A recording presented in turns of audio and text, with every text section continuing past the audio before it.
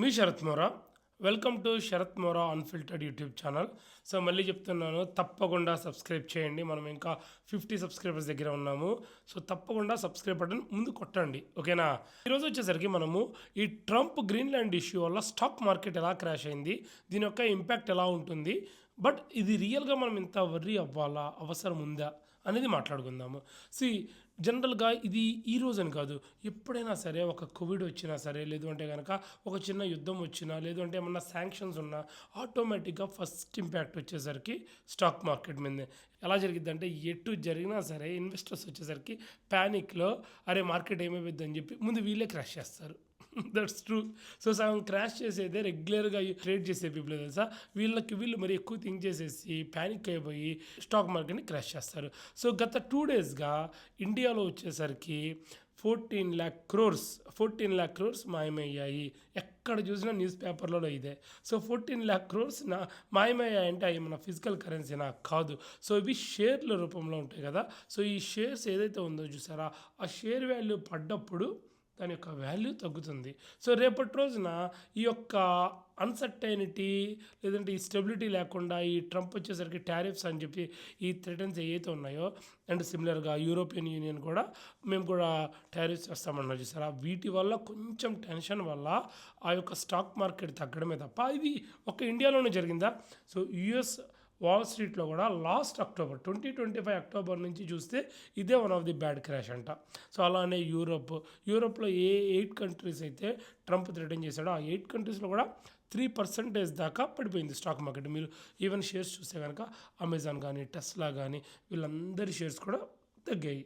Okay, so that is fine. So దానికి వచ్చేసరికి ఎక్కువ ప్యానిక్ కావాల్సిన అవసరం లేదు. సో ప్యానిక్ అయినప్పుడు ఏమవుతుందంటే, ఈ చిన్న చిన్న ఇన్వెస్టర్స్ ఎవరైతే ఉన్నారో వీళ్ళు తొందరపడి స్టాక్ని సెల్ చేస్తారు. వీళ్ళు సెల్ చేసినప్పుడు ఎవరి దగ్గర అయితే మనీ ఎక్కువ ఉంటాయి చూసారా, వాళ్ళు తెలివిగా కొనేసేసుకొని దాచిపెట్టుకుంటారు స్టాక్ని. మళ్ళీ వితిన్ 1 monthలో ఆటోమేటిక్గా స్టాక్ మార్కెట్ రిటర్న్గా సేమ్ పొజిషన్కి వస్తుంది. సో దీనివల్ల ఏం జరుగుతుంది, న్యూస్ వాళ్ళకి మంచి పాయింట్స్ దొరుకుతున్నాయి. కానీ చిన్నగా తక్కువ డబ్బులతో ట్రేడింగ్ చేస్తారు చూసారా, వీళ్ళందరూ కూడా ఇంపాక్ట్ అవుతున్నారు. సో ఐడియల్గా అయితే నాకు ఈ స్టాక్ మార్కెట్ గురించి, ఫైనాన్సెస్ గురించి వీడియో పెట్టాలని నేను అనుకోలేదు. బట్ ఈరోజు నా తమ్ముడు ఒకడు, వాడు ఇమ్మీడియట్గా వాడంతా 3 లక్షల రూపాయలకి స్టాక్ కొన్నాడంట.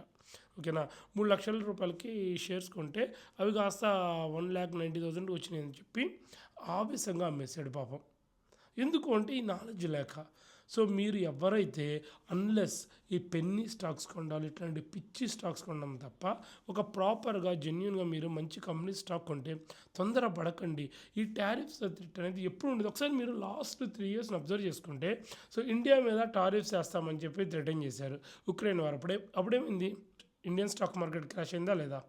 అలానే అదే టైంలో ఉక్రెయిన్ వార్ అప్పుడే so UK stock markets crash అయ్యాయి, యూఎస్లోనూ క్రాష్ అయ్యాయి. అంతెందుకు, సో మన ట్రంప్ గెలుస్తున్నాడు అన్నప్పుడు సడన్గా స్టాక్ మార్కెట్స్ పెరిగాయి. అలానే దానికన్నా ముందు ట్రంప్ ఓడిపోతున్నాడు అన్నప్పుడు కూడా స్టాక్ మార్కెట్స్ పడిపోయాయి. సో పడ్డ స్టాక్ మార్కెట్ తిరిగి లేవడం లేదా? So there will be a black day. But ఎవరైతే ఈ వీడియో ఎస్పెషల్లీ చిన్నగా ఇన్వెస్ట్ చేస్తారో మీ అందరూ తొందరపడి డిసిషన్స్ తీసుకొని లాసుల్లోకి వెళ్ళకండి, ఓకేనా? కొంచెం వెయిట్ చేయండి, ఎవరైనా ప్రాపర్గా అడ్వైస్ తీసుకోండి. అండ్ ఈ రోజుల్లో ఎంతోమంది ఈ స్టాక్ మార్కెట్ గురించి అనాలిసిస్ ఇస్తున్నారు యూట్యూబ్లో. సో వాళ్ళ యొక్క వీడియోలు ఫాలో కండి. That's right. సో ఇప్పుడు నా వీడియో చూడమట్లా, వాళ్ళ వీడియోలు ఫాలో కండి. ఎందుకంటే వాళ్ళు డెడికేటెడ్గా ఈ స్టాక్ మార్కెట్ ఎలా వర్క్ అవుతుంది, వీటి వల్ల ఈ క్రాష్ అయినప్పుడు తిరిగి ఎలా గెయిన్ అవుతుంది, ఇవన్నీ కూడా ఎక్స్ప్లెయిన్ చేస్తున్నారు. కొంచెం ఆలోచించుకొని వైజ్గా ఇన్వెస్ట్ చేయండి. బట్ వీటన్నిటికీ కారణం ఏంటి మెయిన్? అగైన్ ఈ గ్రీన్లాండ్ ఇష్యూనే. That is right. సో ఈ గ్రీన్లాండ్లో ఆల్రెడీ మనం డిస్కస్ చేసాం కదా. సో రేర్ ఎర్త్ మినరల్స్ ఉన్నాయి, లేదంటే ఫాజిల్ ఫ్యూయల్స్ ఉన్నాయని చెప్పి. మరి గ్రీన్లాండ్ ఇష్యూ తర్వాత ఆగుతుందా? అస్సలు ఆగదు. సో ఈ గ్రీన్లాండ్ ఇష్యూ కంటిన్యూ అవుతుంది డెఫినెట్గా. నా ఒపీనియన్లో అయితే కనుక ట్రంప్ పక్కాగా గ్రీన్లాండ్ని తిరిగి తీసుకుంటాడని చెప్పను, కానీ అంత తేలిగ్గా అయితే వదలడు. Because Greenland is a very resourceful continent where there is a very few population are living there.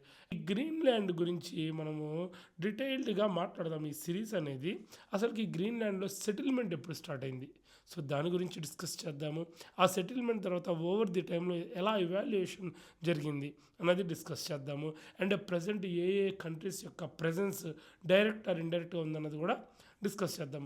But ఒక్క చిన్న మాట మీరందరూ కట్టేసే లోపల, ఈ స్టాక్ మార్కెట్ క్రాష్ వల్ల ఫస్ట్ బెనిఫిట్ అయింది ఎవరో తెలుసా?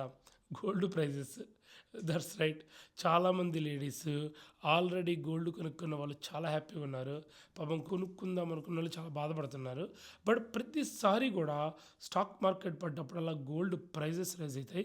ఇది ఎలా అవుతుంది, ఎందుకు? సో మీరు హిస్టరీని ఒకసారి చెక్ చేసుకోండి అనేది మనం నెక్స్ట్ వీడియోలో కవర్ చేద్దాము. ఓకేనా? ఉంటా.